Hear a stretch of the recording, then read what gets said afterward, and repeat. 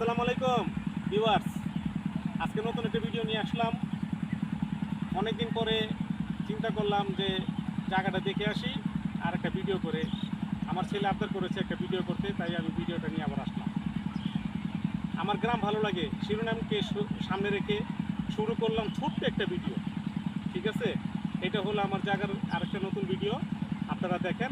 আসলে আজকে আমার জমিতে পেয়ারা হয়েছে, বড় বড় সাইজের পেয়ারা হয়েছে। আসলে এগুলা দেখার জন্য মনটা আনচান আনচান করে। ঢাকা থাকা অবস্থায় আসলে ভালো লাগে না। তো ভিডিওর মাধ্যমে পেয়ারাগুলো দেখেন। বেশি দিন হয়নি গাছটা লাগানো হয়েছে, কত সুন্দর পেয়ারা হয়েছে দেখেন।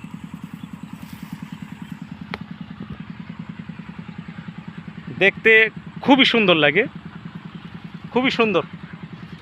এগুলো যদি হয়, যদি মানুষ কোনো ক্ষতি না করে, তাহলে কিন্তু অনেক ভালো হবে।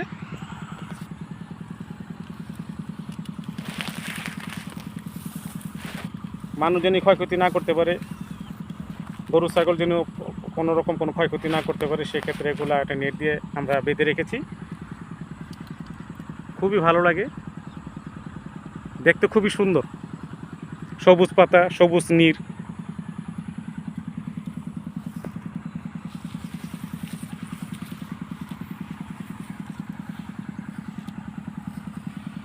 গ্রাম এত ভালো লাগে কেন?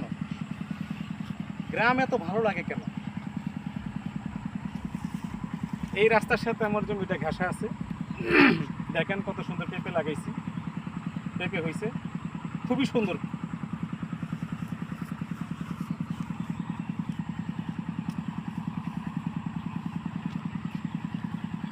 আম গাছ নতুন পাতা ছাড়ছে, কাঁঠাল গাছ নতুন পাতা ছাড়ছে। আসেন একটু দেখাই। কেমন জানি মনে চায় এখানে আসলে একটা স্মৃতি রেখে দিই।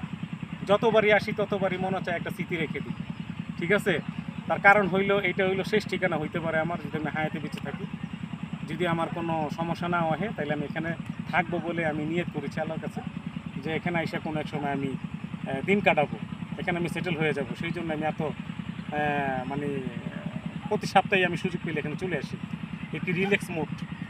সপ্তাহে একদিন যদি অফ থাকে আমার অফিসিয়াল, সেক্ষেত্রে আমি এখানে একটা দিন আমি কাটাই। আসেন একটু আমার সাথে আসেন।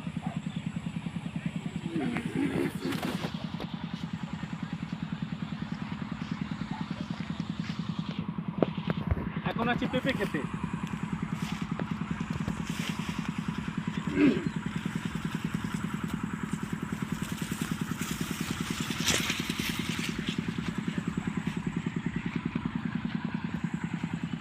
ভিউয়ার্স, নিজের মাটিতে নিজে রোপণ করা পেঁপের চারা এখন পেঁপে হয়েছে, কতটা আনন্দের বিষয় দেখেন। একটু ফোকাসটা দেখেন, মাশাল্লাহ, আলহামদুলিল্লাহ, কত সুন্দর। এটা 2 মাসের মধ্যে পেঁপে খেতে পারবো, 1.5 থেকে 2 মাসের মধ্যে পেঁপেগুলো খেতে পারবো আমরা। ঠিক আছে, আপন ভূমি। তো এইখানে আসেন।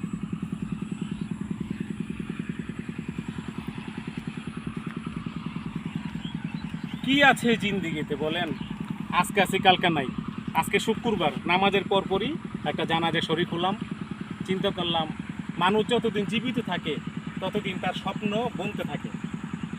একটা কথা আছে না, আমরা প্রাচীনকাল থেকে শুনে আসতেছি, সেটা হইল জমি দিয়ে কি হবে, টাকা পয়সা দিয়ে কি হবে। কিন্তু না, বেঁচে থাকলে জমিরও দরকার আছে, টাকারও দরকার আছে।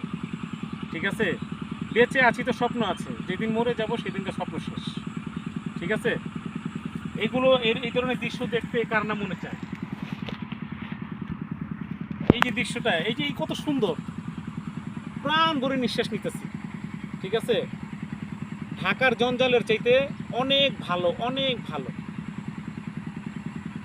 যদি কারো সস্তায় জমি লাগে, কারো যদি হয়, তাদেরকে আমি সহযোগিতা করি, তাদেরকে ভালো জমি দেওয়ার চেষ্টা করি।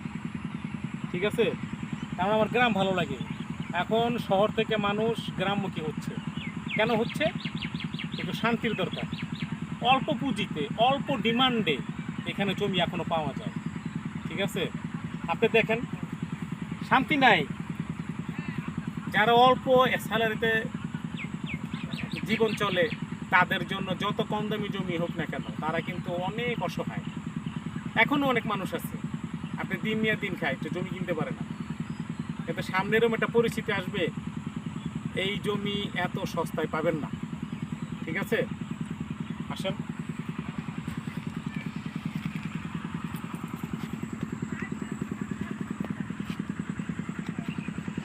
এই তো আর 1-1.5 মাস পরে পেঁপে খেতে পারবো। ঠিক আছে, ভাগ্যে থাকলে ওই ফল টল আমি খেতে পারবো, ওই আম খেতে পারবো, কাঁঠাল খেতে পারবো, আপনারা আরও কিছু করতে পারবো। আর আপনার গ্রামের প্রতি যে আমি যে এত দুর্বল, আমি খুবই দুর্বল। আমি একটু সুযোগ পেলেই আমি এখানে চলে আসি, আমি অনেক সময় কাটাই। আজকে আমি আসছি নামাজের আগে এবং 12টার মধ্যে আসছি, 12টা থেকে আমি এই পর্যন্ত এখানেই ঘুরঘুর করতেছি। আমার ভালো লাগে, চিন্তা করতেছি যে আসলে কতদিনে এটা আসা যায়, কতদিন এখানে বসবাস করার বাসযোগ্য করা যায়। ছোট্ট মানুষ, ছোট্ট আশা, কিন্তু পূরণ করতে অনেক কষ্ট হচ্ছে। যাই হোক, আমার এই ছোট্ট ভিডিও আজকে আমি স্মৃতি করে রাখলাম।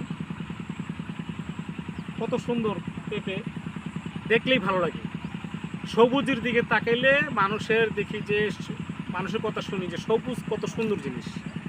সবুজের দিকে তাকাইলে চোখের জ্যোতি বাড়ে, বাস্তব কথা, বাস্তব। সবুজ মানেই চোখের জ্যোতি, ব্রেন ক্লিয়ার, মেমোরি ক্লিয়ার। গ্রামকে ভালোবাসবেন। আসলে শহরে যত মানুষ আছে সবাই কিন্তু গ্রামমুখী একদিন হবে, এটা আমার ধারণা। আর ধারণাটা 95% ধারণা, 100%ও হবে। গ্রাম এক সময় মানুষমুখী হয়ে যাবে। অলরেডি মানুষ গ্রামের দিকে ঝুঁকছে। এখন আর শহর ভালো লাগে না। শহর হলো জঞ্জাল, সব দিক দিয়ে পেরেশানি, সব দিক দিয়ে। ঢাকা শহরে একটা মেহমান গেলে আমরা খাওয়াইতে পারি, কিন্তু রাখার কোনো জায়গা পাই না। যাক, তাকে আমি একটু রাখবো কীভাবে, সেই সুযোগটা আমি দিতে পারি না, খুবই কষ্ট। সেই জন্য চেষ্টা করেছি যে আসলে একটা জায়গায় দাঁড়াইতে হবে, একটা জায়গায় সেটেল হইতে হবে, কিছুটা হইলেও তার ব্যবস্থা করতে হবে। এইভাবে দিন যাবে না। আমি বর্তমানে একটা বাসা 10,000 টাকা ভাড়া দিই, আজ থেকে 2 বছর পর তার সেটা 15,000 টাকা হয়ে যাবে, বৃদ্ধি হবে। কিন্তু তার আগে আগে আগে আগে আগে আল্লাহ জানি আমার একটা ব্যবস্থা করে দেয়।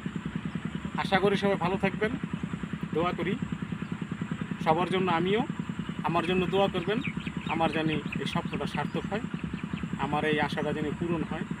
আমি আমার ফ্যামিলি, বাচ্চা কাচ্চা যারা আছে তাদের নিয়ে জানি এখানে থাকতে পারি, সেই তৌফিক জানি আল্লাহ আমার দান করে। আপনারা দোয়া করবেন ইনশাআল্লাহ। আসসালামু আলাইকুম।